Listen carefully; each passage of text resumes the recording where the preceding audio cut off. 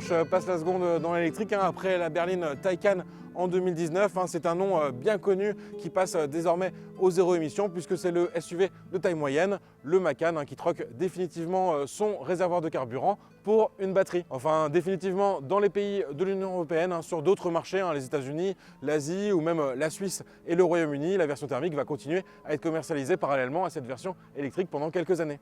Un geste fort tout de même pour Porsche, ce Macan, ça représente un de ses best-sellers, plus de 800 000 ventes depuis son lancement en 2014. Et en fait, la marque allemande ne s'attendait pas à un tel succès pour ce Mini Cayenne. Alors je dis Mini Cayenne, mais on reste sur un véhicule assez imposant, 4,79 m de long, c'est 5 cm de plus que la génération précédente. Et cette version 100% électrique, elle bénéficie aussi d'un empattement rallongé, donc ça va profiter au volume à l'arrière, mais également au volume de coffre. Il atteint jusqu'à 540 litres et il va être complété par un coffre à l'avant, le fameux Frunk, qui est d'un volume assez conséquent aussi, 84 litres. Et on va pouvoir y loger une valise cabine par exemple, et il s'ouvre de manière assez originale. Il me suffit de caresser le capot avec la clé sur moi. Et magie. On retrouve la même technique d'ouverture pour les ports de charge sur les côtés du véhicule, donc pas de panique si vous voyez des utilisateurs de Porsche Macan caresser leur véhicule dans les prochaines années. Avec un tel gabarit, on serait presque sur un modèle familial, mais comme on est chez Porsche, on va quand même retrouver des accents sportifs. Ça commence par cette silhouette de SUV coupé avec une lunette arrière beaucoup plus inclinée que sur la précédente génération et qui perd au passage son essuie-glace. On notera aussi les jantes impressionnantes sur ce nouveau Macan, elles peuvent atteindre jusqu'à 22 pouces et sur notre modèle d'essai, on est sur du 21 pouces. Côté design, on découvre aussi cette face avant qui reprend les phares à double étage et 4 parties comme sur la Taycan. Enfin, comme on est sur du 100% électrique, un soin tout particulier a été accordé à l'aérodynamisme. On a un très bon score de coefficient de pénétration dans l'air, un CX de 0,25 grâce à une calandre avec des volets actifs ou encore un aileron qui peut aussi se déployer à l'arrière. Le Macan conserve tout de même des poignées classiques, elles ne se rentrent pas dans la carrosserie. Le gain, il est important par rapport au Macan de précédente génération. En gros, sur cette version 100% électrique, ça va permettre de gagner 80 km d'autonomie. L'habitacle de ce nouveau Macan avec un bon sentiment d'espace à bord et puis l'utilisation de matériaux luxueux comme du cuir.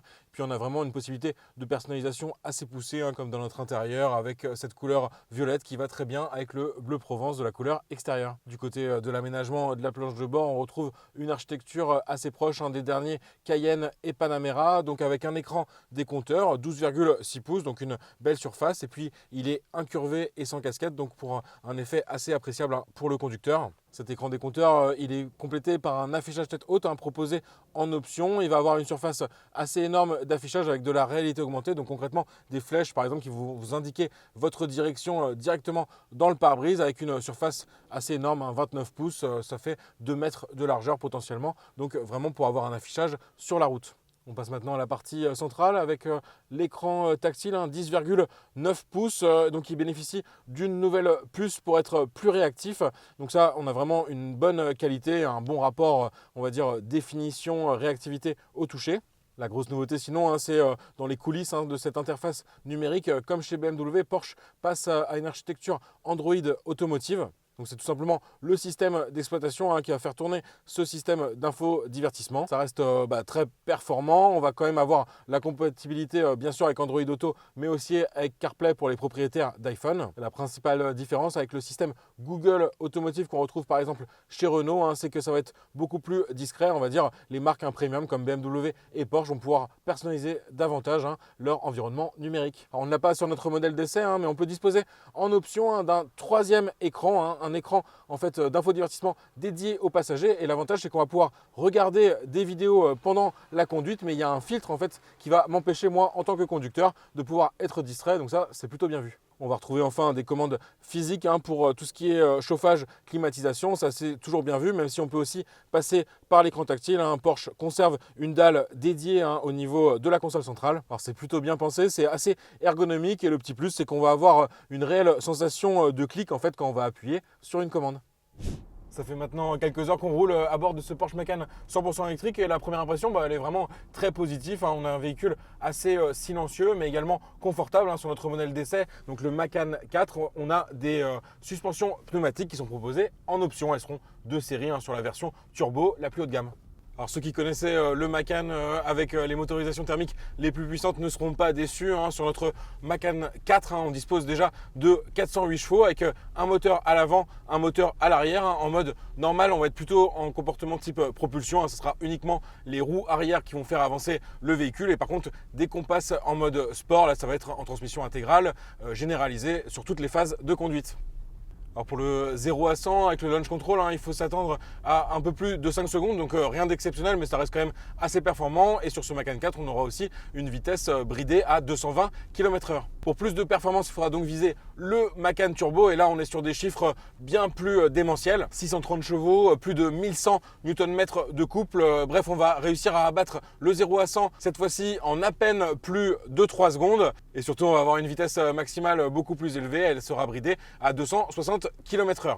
Sur notre Macan 4, on reste sur un comportement certes dynamique mais quand même assez confortable. Comme je vous le disais avec les suspensions pneumatiques, on a également des sièges très confortables. Ils sont également ventilés, chauffants, massants, bref, beaucoup d'options qu'on attend dans un véhicule premium. On va également avoir beaucoup d'aide à la conduite. Bien sûr, le duo régulateur de vitesse adaptatif suivi des lignes de la route pour de la quasi-conduite semi-autonome. Très pratique toujours sur les longs trajets, notamment sur autoroute. Et d'un point de vue, vous savez, de la désactivation des alertes de survitesse qui deviennent obligatoires en cette année 2024, finalement, on n'a presque pas eu le besoin de les désactiver parce qu'elles restent très discrètes. En fait, quand vous allez dépasser la vitesse, vous allez avoir une vague alerte sonore, mais qui est assez fondue en fait dans, on va dire, l'environnement acoustique du véhicule. Donc ça, c'est un point plutôt positif. Cette alerte sur vitesse, elle se révèle peu gênante. Sur la partie conduite d'un véhicule électrique, il n'y a pas vraiment de réglage possible du freinage régénératif. Vous savez, la capacité du véhicule à récupérer de l'énergie lors des phases de décélération. En fait, ça va être fixé automatiquement en fonction des scénarios de conduite et en résumé, il est très léger. On va vraiment pas avoir de mode one pedal. On peut servir uniquement de la pédale d'accélérateur. Donc ça, c'est important de savoir avant de conduire ce Macan. L'autre point, c'est que contrairement à la Taycan, on va avoir une boîte de vitesse à rapport unique, ce qui est assez classique dans l'automobile électrique. Porsche nous a expliqué en fait sur la Taycan, il y avait la volonté de proposer un véhicule capable de rouler à des grandes vitesses pendant une durée prolongée, d'où ce besoin d'un deuxième rapport qui n'a pas été reproduit donc sur ce Macan électrique. Du côté de la batterie, il y a un seul pack de proposer, quelles que soient les versions. Elle a une capacité de 100 kWh brut et donc 95 kWh net. Alors sur notre Macan 4, ça va permettre de disposer d'une autonomie théorique de 610 km selon la norme WLTP. Nous, depuis le début de cet essai, on est à environ 22 kWh de consommation, donc avec un trajet qui empruntait à la fois des petites routes, on est monté aussi un peu dans les hauteurs, donc un peu de dénivelé, et de l'autoroute à 110 km/h. Donc avec ce niveau de consommation, on pourrait rouler en théorie un peu plus de 400 km sur une seule charge. Côté prix, on reste logiquement sur un positionnement assez haut de gamme sur ce Macan 100% électrique. Les prix ils démarrent un peu au-dessus de 86 000 € sur notre Macan 4 et donc il faut relativiser. En fait, ça reste assez proche du prix d'un Macan GTS, donc le Macan thermique qui offrait à peu près les mêmes performances. Sur le Macan Turbo, beaucoup plus performant, on est aux alentours de 118 000 € en prix de départ, donc un positionnement bien plus haut de gamme que par exemple un Tesla Model Y, la superstar des SUV 100% électrique.